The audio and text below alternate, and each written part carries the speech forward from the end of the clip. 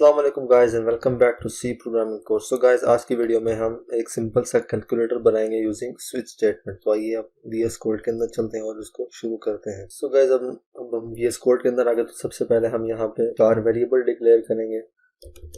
तो जो सबसे पहले 2 वेरिएबल है उनमें हम यूजर से जो नंबर इंटर कराएंगे वो स्टोर कराएंगे। तो सबसे पहले मैं ले रहा हूँ num1 एंड देन num2 दूसरा नंबर स्टोर कराने के लिए। उसके बाद एक वेरिएबल हम यूजर से जो चॉइस लेंगे उसके लिए, एंड देन फोर्थ वेरिएबल जो हम लेंगे वो हम रिजल्ट में स्टोर कराएंगे। वो वेरिएबल हम यहाँ पे एक वेरिएबल ले लेते हैं रिजल्ट के नाम से।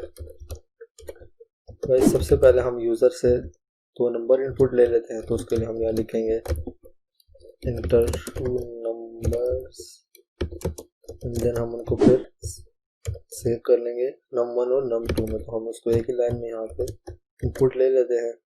फिर हम यहाँ पे लिखेंगे %d क्योंकि हम इंटीजर इनपुट ले रहे हैं, एंड देन फिर से %d and then and sign and then num1 पहले लिखते हैं एंड देन num2।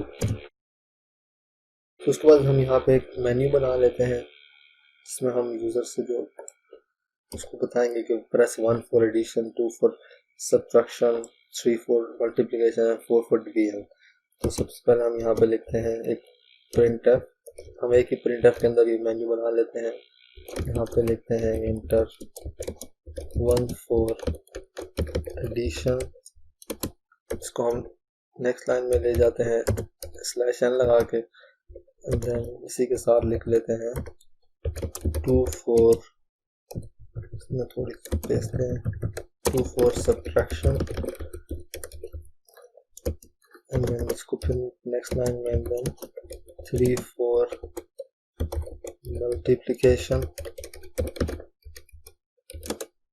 एंड इसको फिर हम नेक्स्ट लाइन में शिफ्ट कर देते हैं, देन 4 फॉर डिवीजन।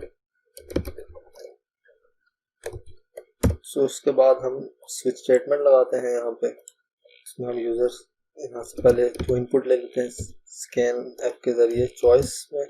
तो यहाँ पे यूजर इंटीजर इंटर करेगा, तो उसके लिए यहाँ पे हम %d यूज करते हैं, एंड देन फिर यहाँ पे हम वेरिएबल का नाम लिख लेते हैं चॉइस। इसमें जो चॉइस यूजर इंटर करेगा वो स्टोर हो जाएगी। उसके बाद हम यहाँ पे अब स्विच स्टेटमेंट लगाते हैं। स्विच यहाँ पे आप विजुअल स्टूडियो कोड में आप स्विच लिख के इंटर प्रेस करेंगे तो ये आपको ऑटोमेटिकली ये इसका जो सिंटैक्स होता है वो बना के दे देगा। तो हम यहाँ पे चॉइस को पास कर देते हैं, एंड देन यहाँ पे हम पहला केस लिखते हैं जब यूजर 1 इंटर करेगा तो उसमें जो प्लस ऑपरेशन होगा। तो हम यहाँ पे रिजल्ट हमने एक वेरिएबल है उसके अंदर हम num1 and then plus num2 का जो रिजल्ट है वो स्टोर करवा लेते हैं। और हम नेक्स्ट लाइन में लिख लेते हैं कि रिजल्ट, यहाँ पर लिख लेते हैं the result of addition is, then यहाँ पे हम इसको प्रिंट करवा लेंगे रिजल्ट को। यहाँ पे हम रिजल्ट लिख लेते हैं और इसको हम नेक्स्ट लाइन में करने के लिए /n लगा देते हैं। सब हम अपने आसानी के लिए इन स्टेटमेंट्स को कॉपी कर, इसी केस को कॉपी करके बाकी जो है ऑपरेशन के लिए भी लिख लेते हैं और यहाँ पे कॉपी करके पेस्ट करते हैं। पहले सब्ट्रैक्शन के लिए यहाँ पे हम चेंज करते हैं वैल्यू केस 2, यहाँ पे हम साइन भी चेंज कर देते हैं माइनस का, एंड देन यहाँ पे सब्ट्रैक्शन लिख देते हैं। फिर से हम इसको कॉपी कर लेते हैं यहाँ से, और मल्टीप्लिकेशन के लिए भी हम यहाँ पे स्टेरिक लगा देते हैं मल्टीप्लिकेशन के लिए, और यहाँ पे हम लिख लेते हैं मल्टीप्लिकेशन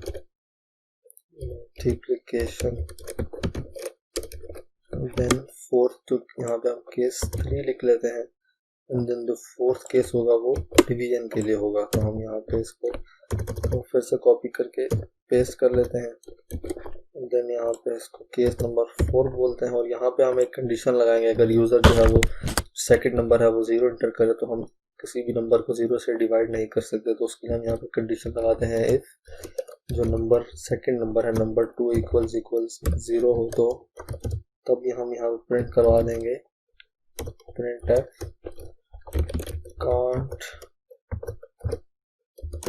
can't divide by 0। तो अगर यूज़र जो है वो सेकंड नंबर 0 एंटर करता है तो उसको हम 0 से हम किसी भी नंबर को जो है वो डिवाइड नहीं कर सकते।